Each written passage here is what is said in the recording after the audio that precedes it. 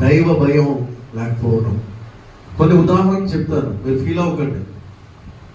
కంపెనీకి తొందరగా వెళ్ళిపోతాం, ఎందుకంటే ఆ యజమానుడు అటెండెన్స్ వేస్తాడు, హాజరేస్తాడు. టైంకి వెళ్ళకపోతే ఆ వాచ్మెన్ గేట్ వేసేస్తాడు, వెళ్ళిపో, గంట తర్వాత వచ్చి వెళ్ళిపో అంటాడు.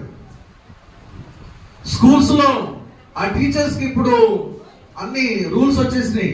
కరెక్ట్ టైంకి వెళ్ళి ఫేస్ రీడింగ్ లో వాళ్ళు అటెండెన్స్ వేసుకోకపోతే ఆ రోజు ఆబ్సెంట్. ప్రయాణాల్లో రైల్వే స్టేషన్ కానీ ఎయిర్పోర్ట్ కానీ వెళ్ళాలంటే రైల్వే స్టేషన్కి ఒక అరగంట ముందే వెళ్తాం, ఎయిర్పోర్ట్కి అయితే ఖచ్చితంగా గంట ముందు వెళ్ళాలి. బస్ ప్రయాణానికి రోడ్డు మీదకి ఒక అరగంట ముందే వెళ్ళిపోయి బస్సు ఎప్పుడు వస్తుందంటే దానికంటే ముందే సిద్ధంగా ఉంటాం. అన్నింటికీ సిద్ధపడుతున్నటువంటి నీవు, నేను, మనము అందరం కూడా దేవుని మందిరాన్ని నిర్లక్ష్యం చేస్తున్నాం.